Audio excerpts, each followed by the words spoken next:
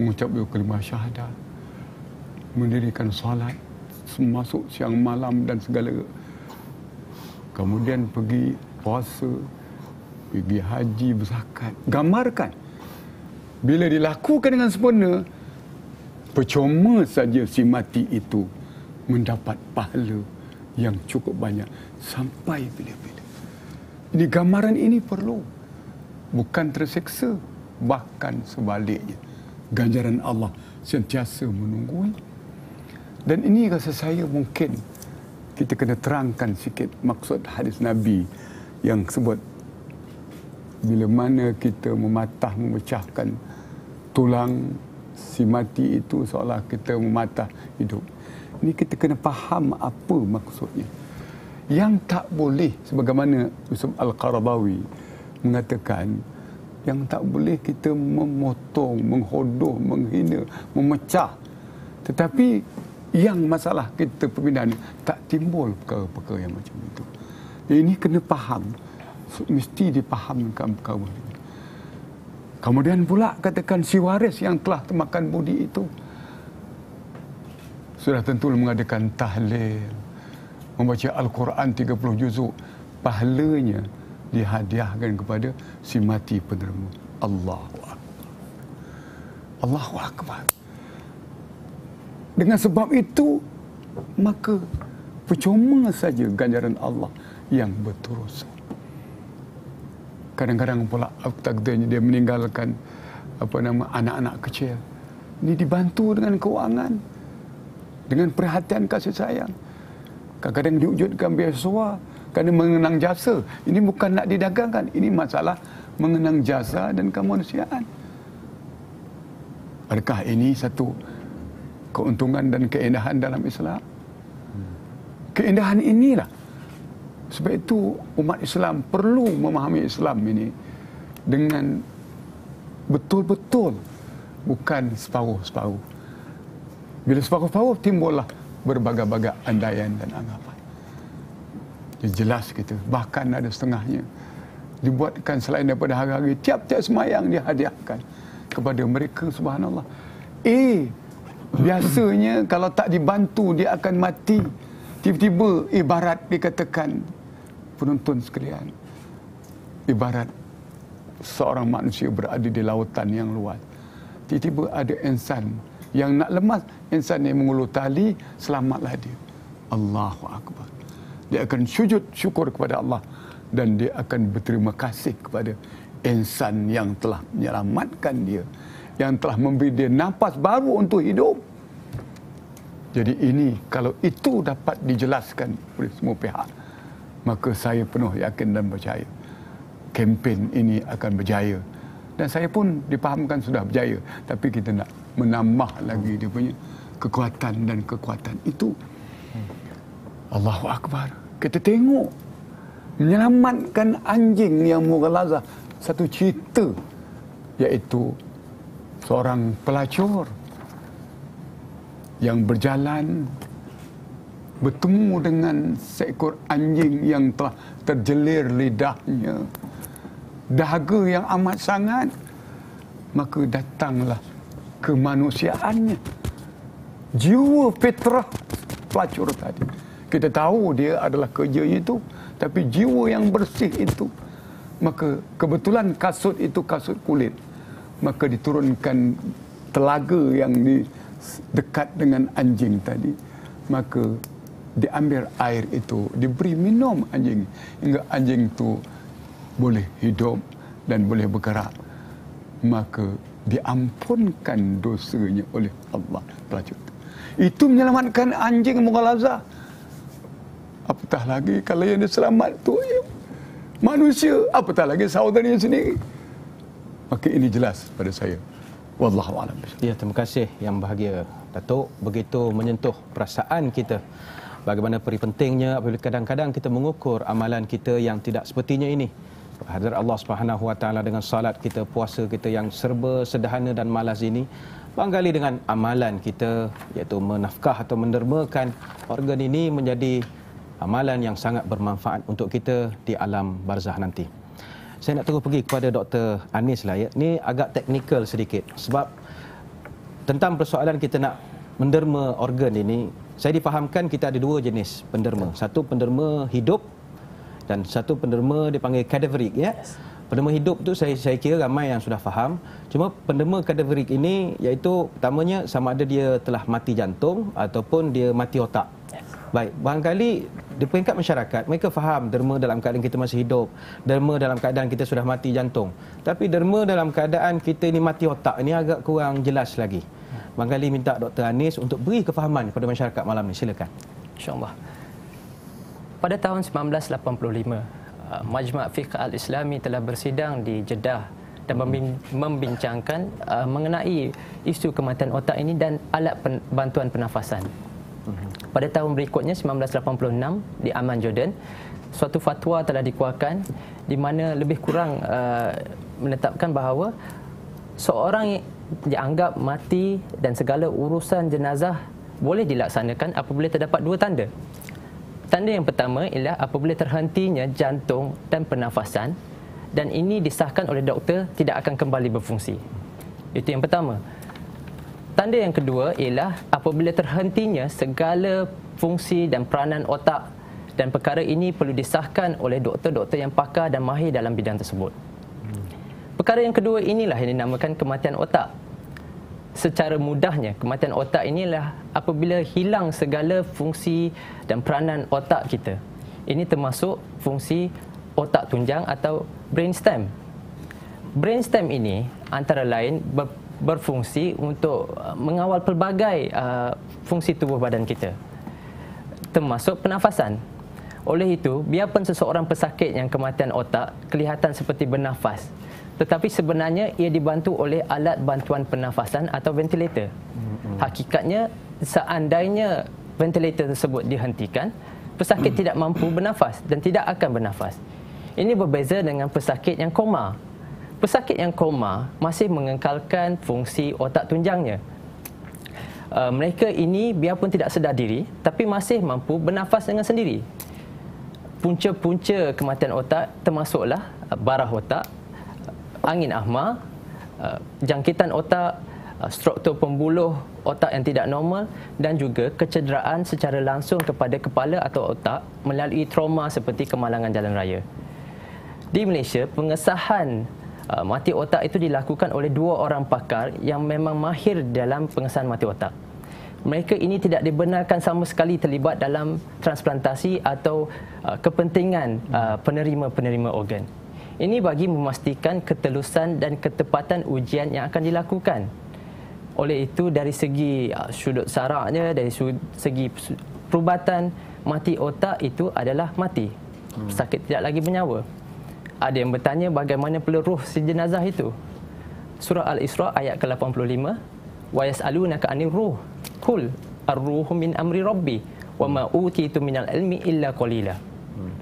Mereka bertanya kepadamu, wahai Muhammad, mengenai roh. Katakanlah, roh itu adalah urusan Tuhanku dan tiadalah yang diberikan kepada kamu daripada ilmu itu melainkan sedikit sahaja. Wallahu a'lam. Ya, terima kasih kepada Dr. Anis, ya. Maknanya jelas kepada kita tentang perbezaan antara mati jantung, mati otak. Cuma saya fikir isu kita yang besar sekarang ini, mungkin doktor bersetuju, bahawa kadang pengikrar sudah pun bersedia untuk menafkahkan organ atau tisu mereka, tetapi keluarga pula yang kadang-kadang menghalang, kesian dan sebagainya lagi. Baiklah, saya kira kita biarkan panel-panel tetamu-tetamu kita berehat dulu seketika. Kita akan kembali nanti membincangkan lebih mendalam lagi dalam pertemuan kita dalam Yang Dermawan berkenaan tentang pendermaan organ ini. Jangan ke mana-mana, kembali selepas ini.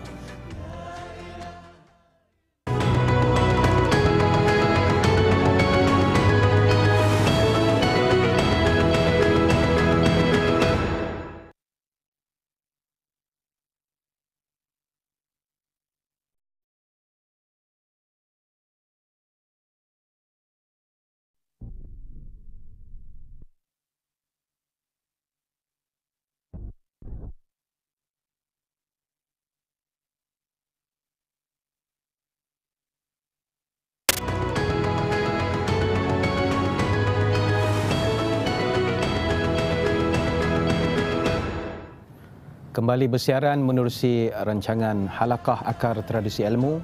Pada malam ini kita membincangkan topik yang dermawan yang ingin mengajak seluruh warga Malaysia, muslimin dan muslimat khususnya, bagi sama-sama kita berfikir apakah peranan dan sumbangan kita di dalam soal pendermaan organ dan tisu ini. Dalam data yang dikeluarkan oleh Pusat Sumber Transplant Nasional NTRC, setakat 1 September tahun 2010, kita telah mengumpul seramai 146,362 orang yang berikrar untuk mendermakan organ ataupun tisu mereka. Tapi jumlah ini sebenarnya jauh kecil daripada jumlah rakyat Malaysia yang sekitar 27 juta. Saya nak pergi kepada yang bahagia Datuk. Sebab kita ada isu dari segi persepsi orang Islam sendiri. Saya difahamkan umat Islam yang terlibat di dalam berikrar untuk derma organ ini sekitar 16% begitu saja. Barangkali pada hemah Datuk, apa sebab orang kita ini agak dingin sedikit dalam soal ini? Dan macam mana kita nak bagi sedar balik mereka? Silakan. Sebenarnya sikap mereka itu ada hujah dan alasannya. Dan pada saya, kita tak boleh salahkan 100% kepada mereka itu. Kerana banyak persoalan-persoalan, keraguan-keraguan yang belum terjawab dan selesai. Sama ada segi hukum, etikanya dan undang-undang itu sendiri yang menjamin, mengawal penderma dan penerima. Dan ini kata saya perlu kita faham. Oleh sebab itu pada saya, kita kena beri kepahaman semua pihak, dari hukum, para ilmuwan, dan wajar diadakan program ini di forum-forum supaya terbuka. Dan media massa pun pada saya wajar juga diwar-warkan perkara ini. Kita berikan apa dia punya kelebihan orang yang menderma ini. Yarhamu man fil ard yarhamkum man fis sama. Naklah kamu kasih sayang, belaskan makhluk yang ada di bumi, nescaya kamu akan dikasihi, disayang oleh yang ada di atas, di langit sana. Dijelaskan, kita kena maklumkan macam ini. Yang disebut satu hadis yang diriwayatkan oleh Al-Bukhari jelas, yang bermaksud sesiapa yang memenuhi keperluan saudaranya yang lain, Allah berjanji akan memenuhkan keperluannya di dunia dan di akhirat. Dan barang siapa yang menghapuskan penderitaan, menghilangkan penderitaan, kesusahan, kesakitan saudaranya, Allah akan hapuskan penderitaan dan kesusahan dirinya. Apatah lagi kesusahan di akhirat. Jadi kalau kita melihat bahawa penderma ini dapat rahmat Allah, keampunan Allah, dan inilah satu jalan husnul khatimah dan juga jalan mengampunkan dosa. Innal hasanati yuzhibna sayyi'at. Firman Allah yang bermaksud, sesungguhnya amalan-amalan kebaikan kita dia mampu berperanan menghapuskan dosa-dosa dan kesalahan kita. Dan banyak ayat-ayat yang menggalakkan kita terlibat dengan kerja-kerja kebajikan ini. Terutama kerja ini nak menyelamatkan manusia, saya buatkan tadi.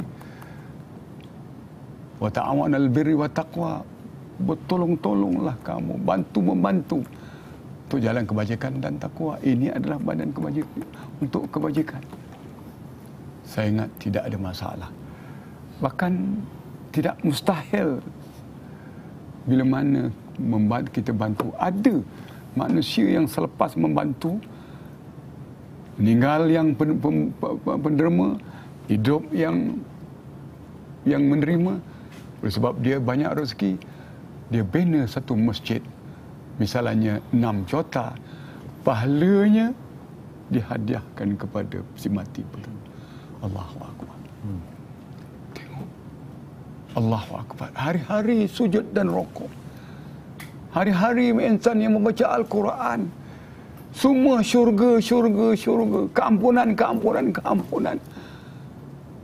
Kalau ini dapat kita fahami, saya penuh yakin dan percaya akan banyak lagi insan-insan Allah. Sebab itu kepahaman itu penting. Ini masalah kepahaman dan penjelasan. Sebab itu sudah barang itulah kita mengharapkan mesti turun padang. Pihak Kementerian Kesihatan dah laku, kita perbanyak perhebatkan lagi. Pihak para doktor, bukan kerajaan saja, swasta penting juga.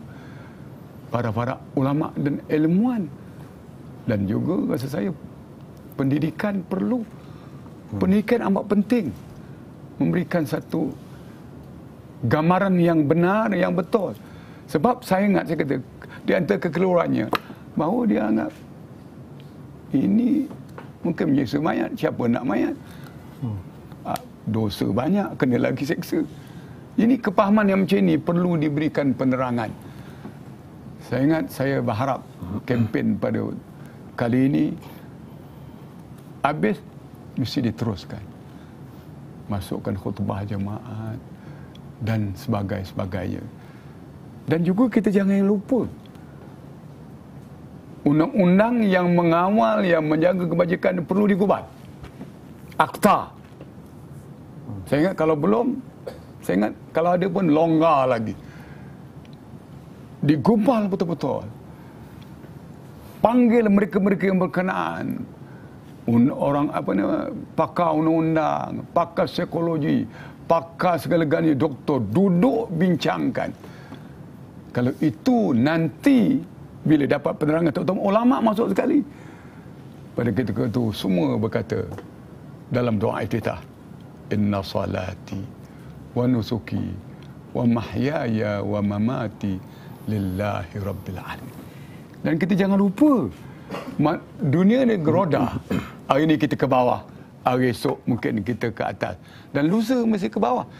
Bila mana kita duduk di atas, kita melihat, memerhatikan orang yang di bawah. InsyaAllah masa kita di bawah ada insan-insan digerak oleh Allah untuk membantu dan melihat kita. Wallahu a'lam. Terima kasih Yang Berbahagia Datuk. Dunia umpama roda, hari ini kita di atas, esok mungkin kita berada di bawah. Dan di luar sana, dalam masyarakat kita, hampir 10,000 orang pesakit, khususnya penyakit buah pinggang yang terpaksa bercuci dialisis, sedang menanti untuk mendapatkan organ buah pinggang daripada para penderma. Maka bayangkanlah kalau kita berada pada kedudukan mereka, bayangkan kalau mereka adalah saudara ataupun waris-waris kita. Saya nak bagi kepada Dr. Anis lah, ya, sempena dengan Minggu Kesedaran Pendermaan Organ Kebangsaan yang meletakkan tema Satu Malaysia, Satu Harapan, dermalah organ demi kehidupan. Bagaimana kita nak tanamkan lagi keyakinan kepada masyarakat tentang amalan yang mulia ini? Silakan, Doktor. Terima kasih. Saudara-saudari yang dirahmati Allah sekalian, usaha meyakinkan masyarakat mengenai kepentingan pendermaan organ akan mengambil masa.